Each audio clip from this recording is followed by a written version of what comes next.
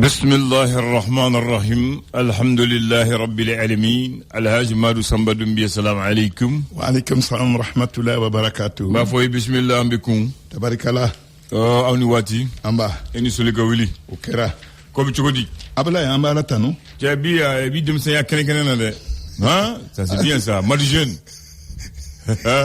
Abdoulaye moko nyante erle note e koni e ga fama ya jori la sisa atoko bela jelena jogodi fini ani yere yetugo non c'est la be barka da alay non e fana bi non ni moko ya bi sam saban duru dima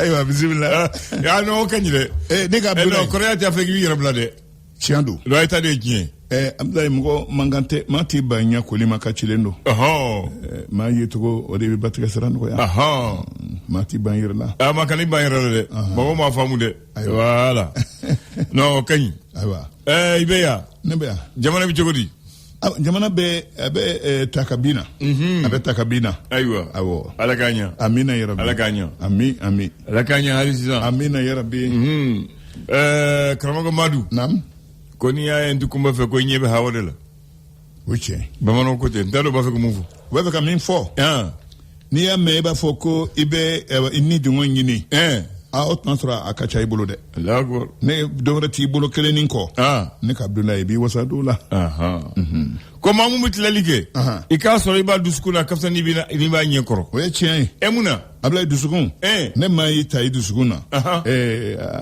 anna noro duwara ka bo nyema nam Abdoulaye dusukun de be yelike nyete Allah akbar ko karsante aya ni robla edu siglen da ati kuma fo jume ngo abafo karsante aya ni robla edu siglen na nyekoro ati tadima Allahu akbar akuma teni ne mgo kanu Abdoulaye adi sunoto itenyina ko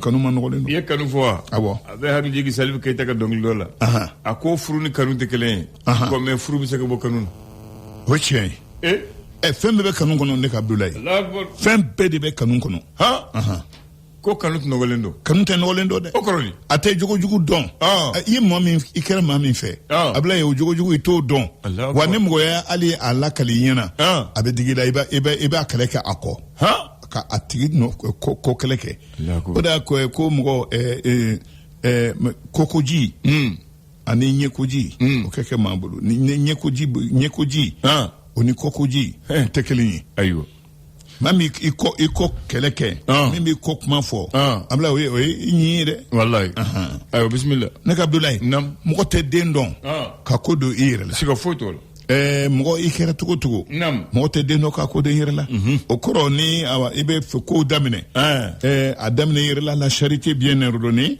o be damine ire la de ko mati aba ag jigla ko mati di barabo ni mi teganemu we chien ne ka Abdoulaye nam gido ma kumana akodi o ko anga Abdoulaye andan jitei ko ni kumakan me kumakan kadi o doronte de ko nga ni kumakan mimbe kumakan kono Abdoulaye jume ne ka Abdoulaye andan nere gido mko de afo biso mandan kana fosa une voix qui façonne le Mali Allah akbar ode akengi mango mko te dendon ka ko de yerema ambe kuna fon damene ne ode Allah akbar ko anga Abdoulaye andan ko kumakan duman doronte de ko kumakan mimba bulu ani kumakan mi akono mimba akono ko obe mko blasra ko jamana jo kande ba kon abolo afsaman soite ne ka Abdoulaye andan awa ko nu ko ma ko Abdoulaye papa koro ni do ko ma ko koroboro ke bamana kan fola awa ko ni abe o mo chema ko ni ma ye mi ni aka radio bara ya kanu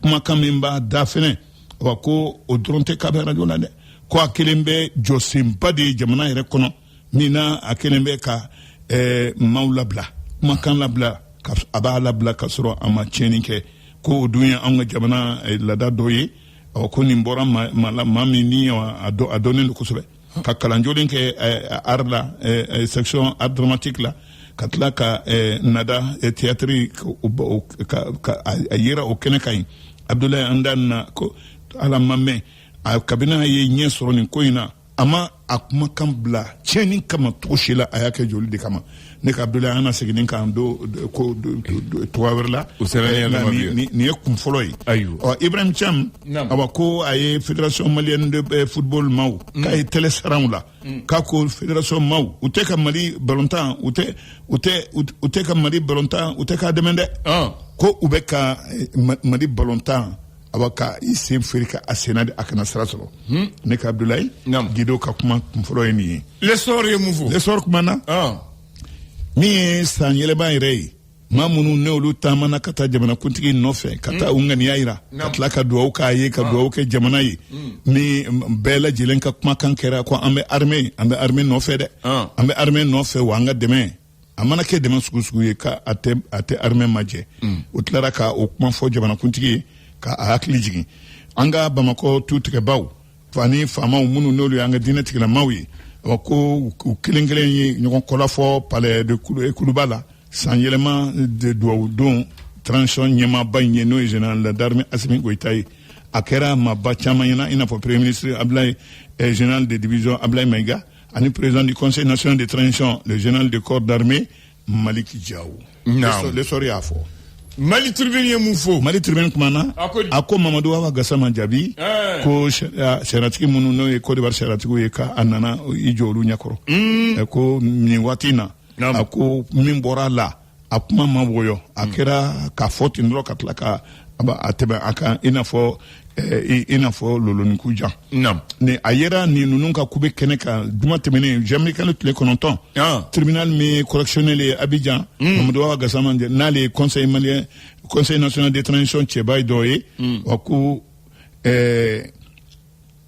a kan kan ka ye janvier kalo tile 30 kelen a natɔ in na ka da lahala min b'a kun ni a kan cɛ k'u ba ko ka d'a kan a yera kuma de la min ni kuma porotolen ka ɲɛsin Côte d'Ivoire jamanakuntigi ma ka tila ka kuma damadɔw fɔ minnu ni olu ye kuma porotolen ye internet kan nin ye walew ye wale min ni i Côte d'Ivoire sariyatigiw ye i wuli k'i jɔ a ko kama togo bɛɛ lajɛlen na u ma nisɔndiya dɛ monnaie unique min bɛ CEDEAO tɔgɔ la ni o ye nafoloko ye min CEDEAO jamana bɛɛ lajɛlen kan ka baara kɛ ni min ye CFA dun ko bi o de kelen bɛ korokasakiri ye AES maaw yɔrɔ an ka to ni nafolo in kɔ wa walima an ka yɛrɛ a la nafolo bɔ wa o de ye kuma koloma yɔrɔ yɛrɛ ye ayiwa l'indicateur du renouveau ale kumana min ye maaw ye minnu n'olu ye natabaw ye sanu ɲini n'a bɛ kɛ ba joliba sanfɛ hali n'a sɔrɔ ji bɛ tiɲɛ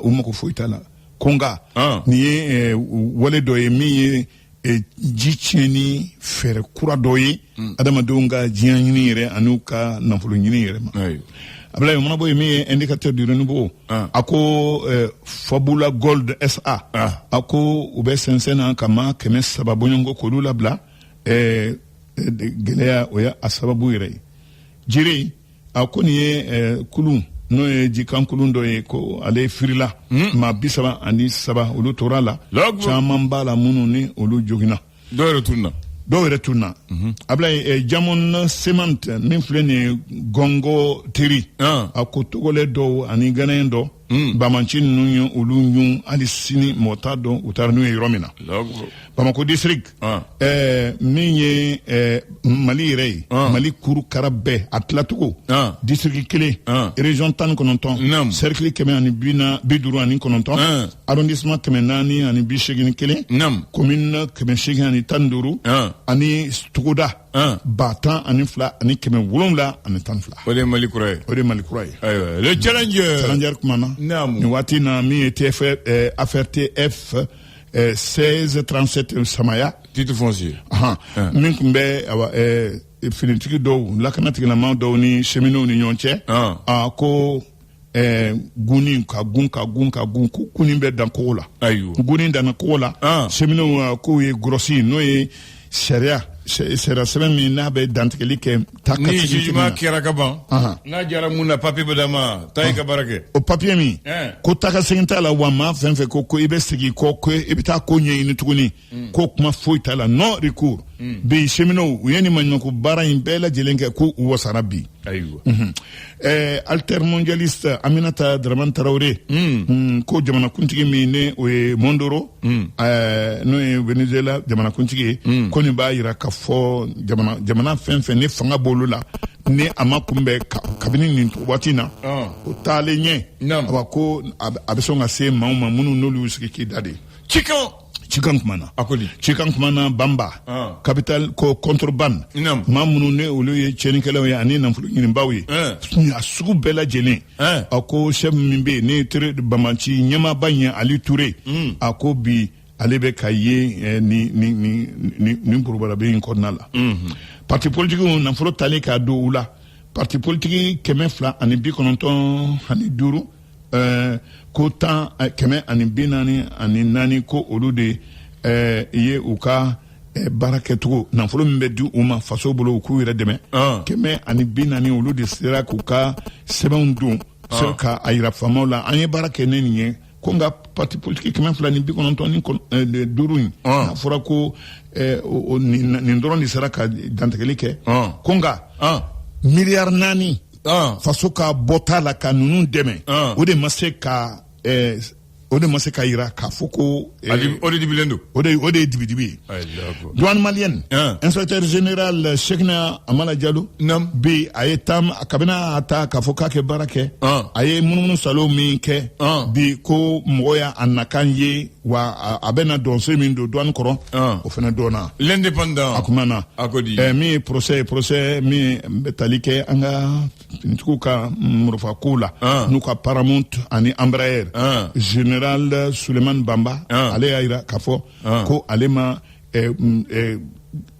tiɲɛni nɔ ye a la wa a ma sarali fɛnɛ nɔ ye a la ale kɔni ye tɔgɔ ye nin ko in na ale kɔni ale dabali bannen don a ko la min ye taji ko gɛlɛya ye Bamakɔ ko maaw ye joli daminɛ ɲɔgɔn kɔ dɛ min ye ale tali ye ka tila ka taa feere dogodogonin dogo baaraw la a ko o fɛnɛ o ɲɔɲɔlen don dɔw bolo bi dɛ o bilayi a kɛra dɔ ka sugu ye info soir Mali sariya ko ka yɛlɛma don a la ka tila ka yɛlɛma don sariya baarakɛcogo la ka tila sariyatigiw ka u sɔnsɔn ka fanga kura d'u ma ka tila ka u bila u kɛ baara kɛ maa si kana feereke don u sen na maa si kana kɛ k'i bɛ sariya sanfɛ olu fana ka kɛ hɔrɔn ni ladiri o waati o fana bɛ a la le reporter an b'a kuncɛ reporter kumana janvier kalo tile 14 k'o ye don kɛrɛsɛn ye n'ale y'a jira n na ko o ye an ka jamana a kɛ ka a ka yɛrɛma hɔrɔnya kura ka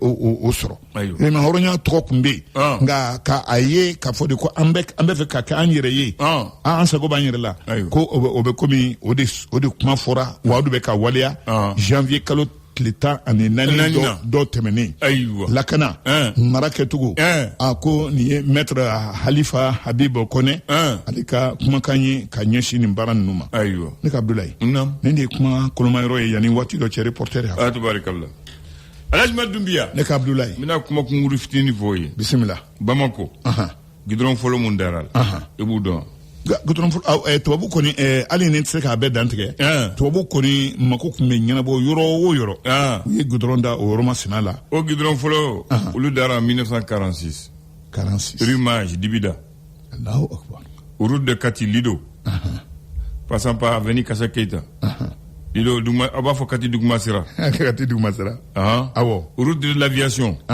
route de Sotiba a filɛ nin de ye goudron fɔlɔ mun dara tubabu fɛ en 1940 i y'a fɔ cogo min na ka bɔ Mairie la ka taa Pankuru jigiyɔrɔ la ka bɔ Mairie la ka taa n'a ye marché Dibida la ka tɛmɛ église de la ka bɔ Mairie la ka taa n'a ye Kati Lido min kɛ yɔrɔ min bɛ yen Kati sira Kati sira la kɔfɛ sira nin de ye goudron fɔlɔ mun dara tubabu fɛ Bamakɔ yan i ye fɛn fɛnɛ fɔ dɛ jumɛn min ye babili kurani Sotiba Sotiba ka tɛmɛ Pɔsiba da la ka tɛmɛ Ɲare la ka taa babili kɔrɔni nka min ye ka bɔ Meriba da la ka taa Kuluba non o bɛ yen o de fɔlɔ ye o de fɔlɔ ye voilà mais fɔlɔ mun dara o kɔfɛ olu de fɔlen tɛ ye minnu dara o kɔ voilà bisimila a kɛra 1946 goudron fɔlɔ mun bɛ da Bamako ni dugu wɛrɛ cɛ fana dugu wɛrɛ cɛ goudron fɔlɔ o dara en 1950 a fila de kɛra fɔlɔ ye ka bɔ Bamako ka taa Kati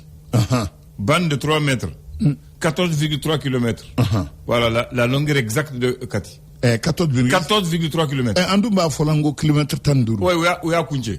Sinon a mesure yɛrɛ ye 14,3 km. Tubabu ka jate la. Ka bɔ Meriba da la ka taa Kati kana. Ayiwa bisimila. I y'a faamu. A filanan Bamako Buguni bande de 50 mètres longueur 163,9 km.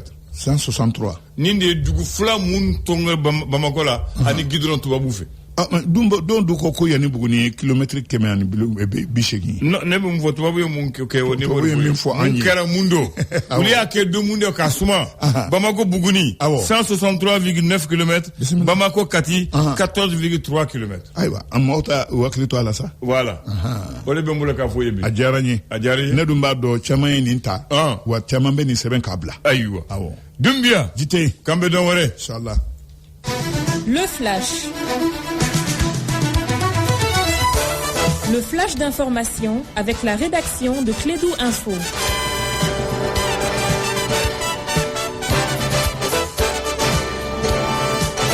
Bien, nous sommes avec Assetou Founé Samake pour nous informer. Bienvenue. Merci Abdoulaye Andan, bonjour à toutes et à tous.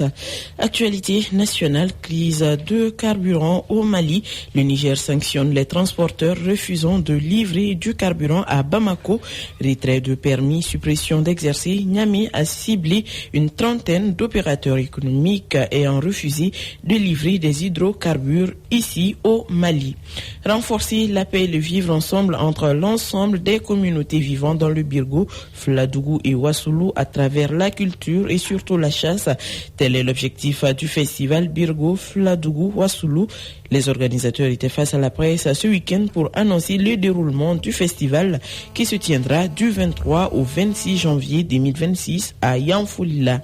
Actualité internationale, le Rwanda a confirmé ce lundi que Louise Mushikiwabo briguera un 3e mandat à la tête de l'Organisation internationale de la francophonie OIF. Cette annonce intervient 10 mois avant le 20e sommet de la francophonie prévue au Cambodge alors que la période de dépôt des candidatures s'achèvera fin avril. Élu pour la première fois secrétaire général en octobre 2018 et réélu en novembre 2022, Louise est saluée par Kigali pour son bilan positif.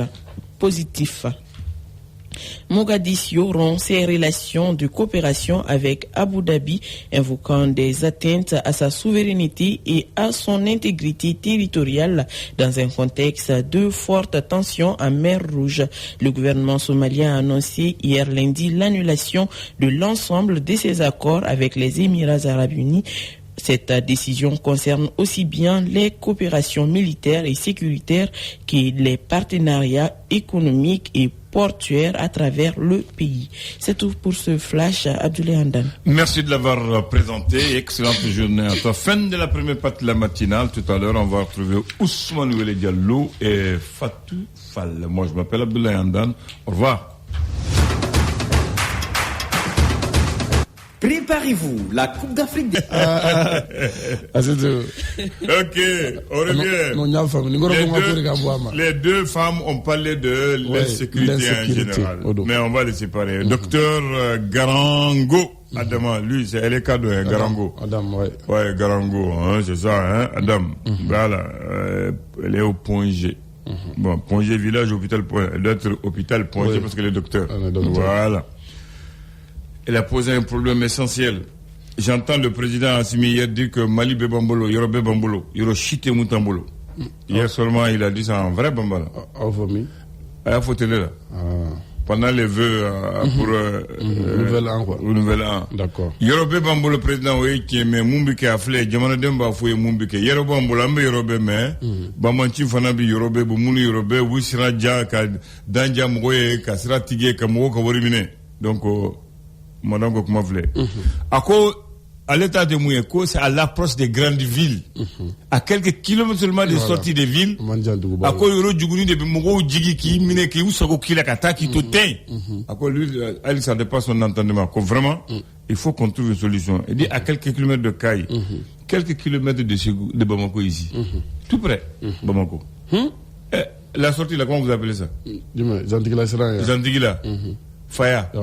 Faya, t'as cassé la fin. Cassé la fin. C'est la même chose. Ni pour chez vous, à 40 km de chez vous, on t'arrête. Zambougou, Fanfalain. Zambougou là. Donc, ce n'est pas seulement Caille, hein. Quand tu vas aussi à Caille, c'est la même chose. Quand tu vas à Nioro du Sahel, c'est la même chose. Quand tu vas à Léré, c'est la même chose. À Diré, c'est la même chose. À Gundam, c'est la même chose. Entre Sévaré et Gao, c'est la même chose. Non, j'ai dit hier, il a dit que Yorobé Vambolongo, qui ni Yorobé Volanga, Yorobé Kroshika Lakananga, Kafuraka. Néo-refou. Sura Aya Fote la ko Yorobé Vambolo, Yoroshite ni Sedasute. Président est le côté. Bamanagana. Faut président Yoro Bambol ça. A coup djé ka Yorobé Lakalan. Non, ma ni Yoro Bambolo.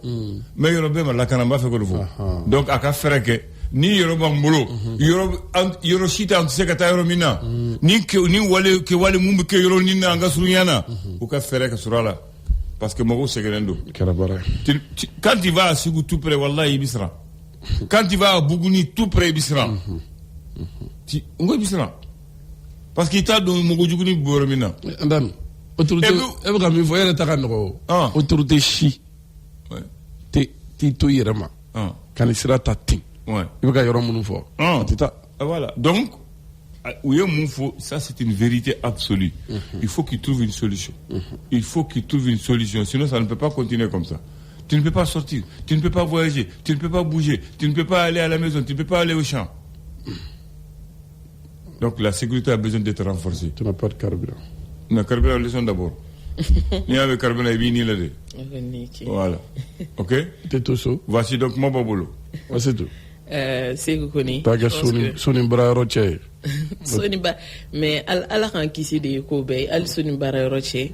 Je pense que Gela be siga soro. Ka obela ma Abdul andani mi fo si ça. Je pense que kono dimite nya dimine do parce que yelendo bibi na niga voyage minenta. Ils sont morts comme un navigant et comme un gagnado. Et puis, j'ai l'impression que c'est vrai, Malien, Djamoumbin, qui est résiliencier. Mais Bini, Tara, Al Garla, c'est comme si les gens sont préparés mentalement. Car faut, ini nous ben sira la, ou bien, et fouille ni font que, car la genou, ou la yinou sabatilino. Follow ama et brossi ni pati ni fenchama me ferry et garou konana. Mais biukele no ka burmisi ferry douala. Ni ere fini clairement no fou ako fimani. Fimano. Ni chocolat et agou bolo.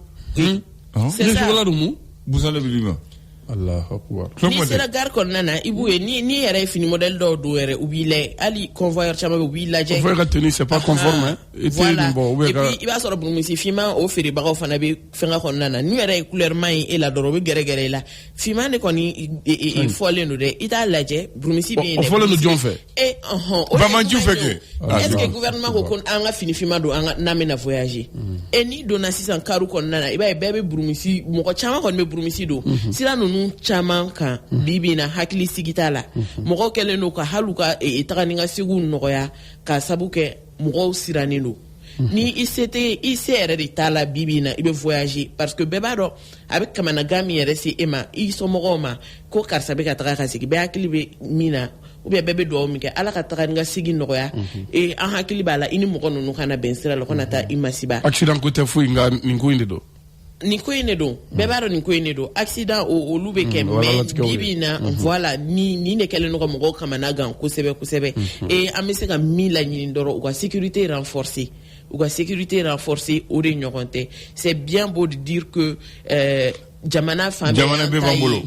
Mais il faut que Moro c'est ça Moro ka lafia parce que bibi na malien mimbe takasigi ke mi dairi même takaninga segi la ore kachabi an chamambe ame Bamako kono me ba soro an so Moro chamambe ko fe segu Bamako Moro wa ke tanga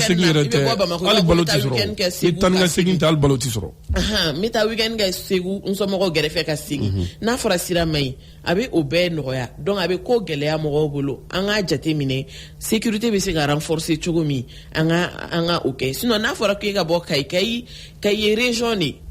région belebele ba de do Mali kono nana donc première région économique du Mali voilà na fora ka bo à 1 heure seulement de kai ko nous intercepté voilà intercepter sira la a man nɔgɔ tiɲɛ yɛrɛ la a man nɔgɔ c'est vrai que mɔgɔw bɛ muɲu mais an ka ko dɔw jate minɛ sécurité o kan ka renforcer parce que je pense que caman ba de fara la sécurité budget yɛrɛ kan mais pourquoi yɛlɛma tɛ ka se ka don a la ka se niveau dɔ la parce que n'a fɔra an yɛrɛ an ka région ni ɲɔgɔn cɛ an tɛ ka se ka mouvement ba kɛ a man nɔgɔn dɛ. Ayiwa k'a fɔ o t'a kalama fana o tɛ dɛ. Bon n bɛna kuma daminɛ n'o yɔrɔ ye. K'a fɔ o t'a kalama o tɛ dɛ. Parce que olu yɛrɛ ils ont échappé 2 fois. Il y a 2 convois de ministres entre Kita et Sikasso qui ont fourni les mêmes. Donc k'a fɔ o t'a kalama o tɛ dɛ. Et puis je profite de ça pour interpeller les autorités. Kita sira in kan. I b'a sɔrɔ ni n'o y'a sɔrɔ citerne minnu jenina u t'a dégager sira man ɲi sira ka dɔgɔ ni convoi wɛrɛ kan ka tɛmɛ au place là c'est vraiment pas facile parce que a bɛ baara gɛlɛya chauffeur bolo a bɛ baara gɛlɛya hali militaire minnu bɛ ka escorte kɛ donc u k'a jate minɛ u ka to ka voie ninnu libérer ka dɔ fara fɛngɛ surveillance ka ni yɔrɔ ninnu na Bamako Kayi bi a sira a ma nɔgɔn hali fitinin. Andan, c'est-à-dire, mi menere gang kamanana, c'est que ambe régime militaire là. Donc maintenant, nere kon bolo côté sécuritaire, be ambe roman tungang alhamdulillah fo. Ok?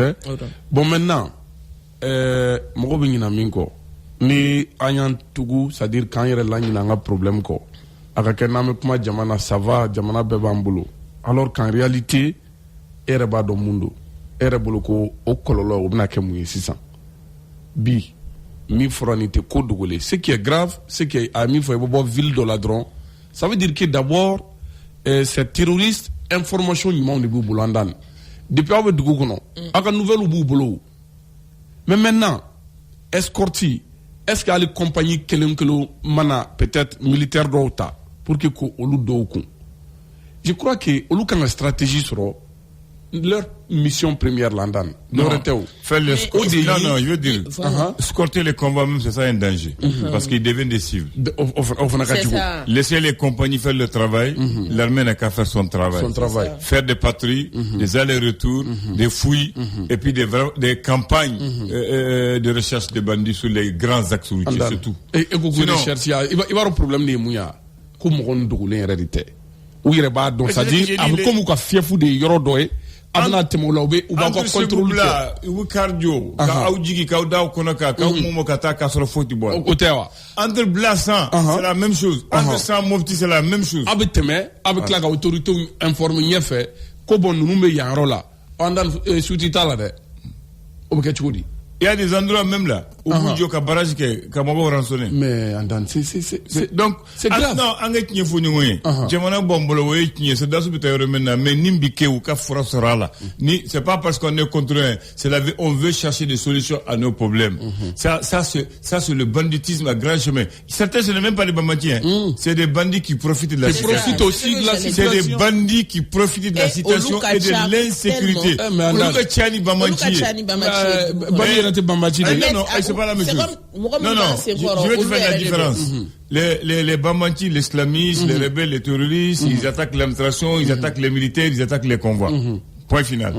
Maintenant, les bandits, c'est eux qui arrêtent les cars, qui dépouillent les gens. C'est ça, c'est les bandits, ils profitent de la situation. C'est différent. Maintenant, les terroristes, quand eux aussi sont traqués, ils vont dans les petites villes. Bon, oui, sinon, on serait en bas au gain. Ça aussi, c'est une stratégie. C'est vrai. Mais tout cela, il faut que l'État s'assume.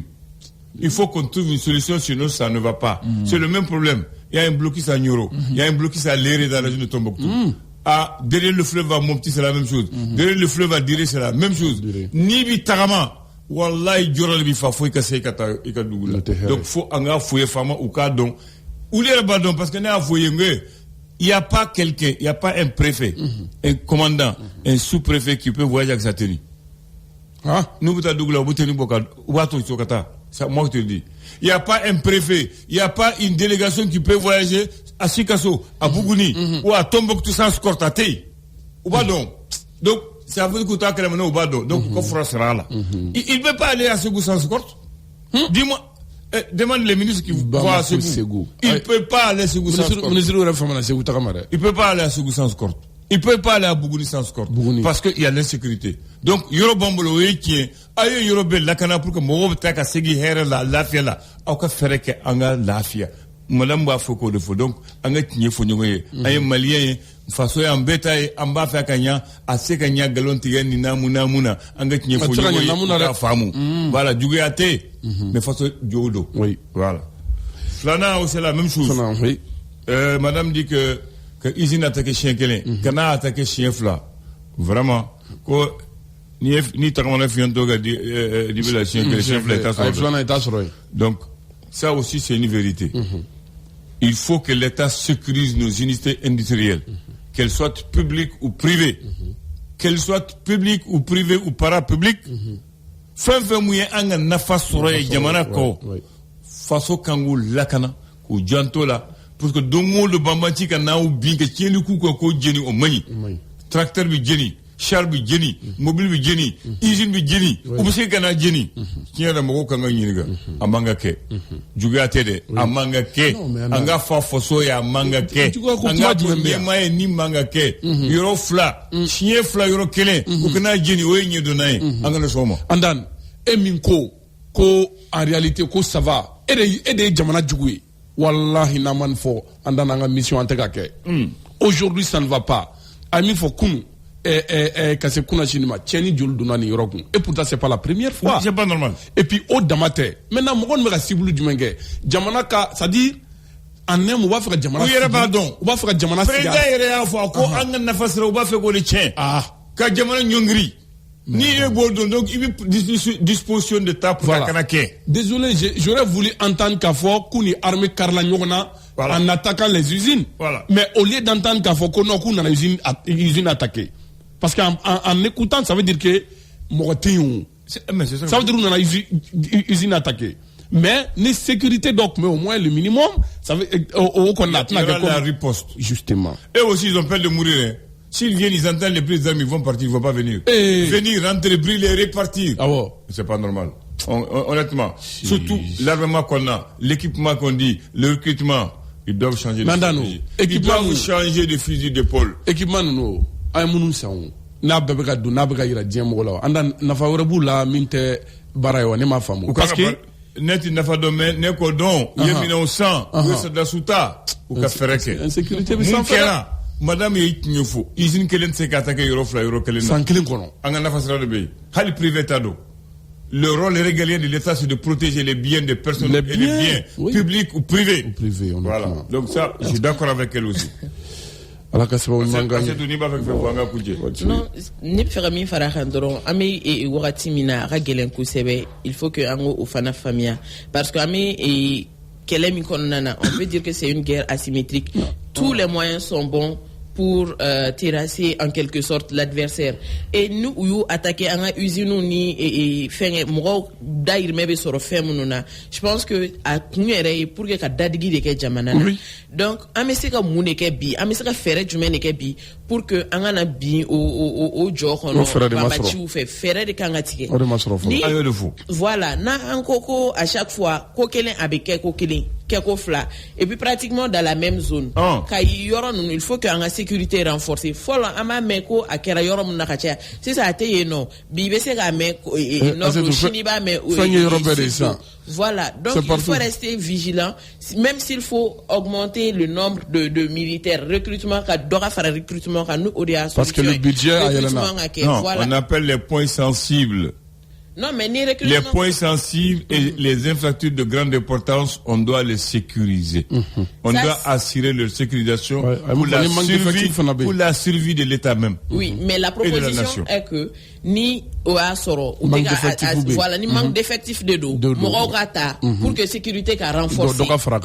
Je pense que bien amé au yoro de la fera au katige je pense que à doni bagay sebelama be jamana bolo ou bolo ka mina be no donc mune be kan balika akesi san kuma be yoro de la fere munu kan atige o ka jate mina ko tige chogomi anga yoro be se ka sécuriser parce que mo dairi me de balani no ala ni da tisnogo très bien ni da tisnogo ala ka fera non ami dites-moi la perdrix, la panthère, la souris, la girafe, la grenouille, la fourmi, la tourterelle, l'éléphant, la biche, l'enfant, l'aigle, l'hirondelle, l'adulte, le collègue, le malade, le rat, le partenaire.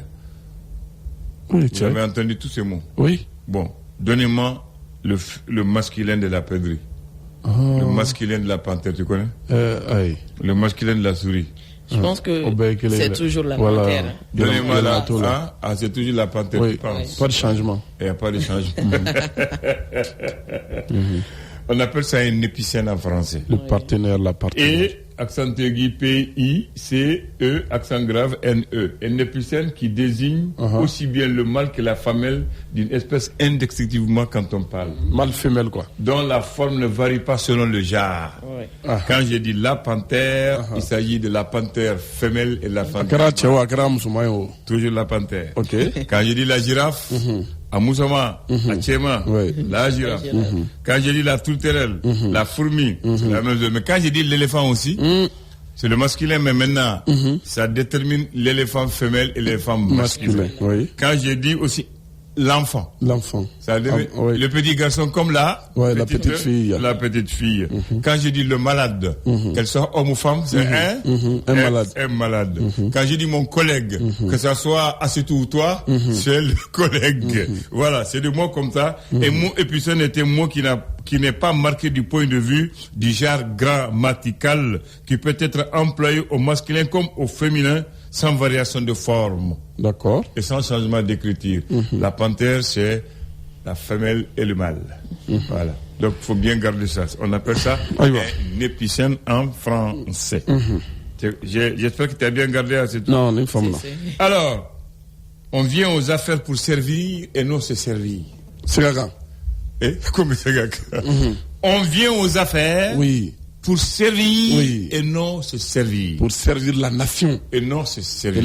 Je crois que le Premier ministre doit c'est Modibo Sidibé. Merci.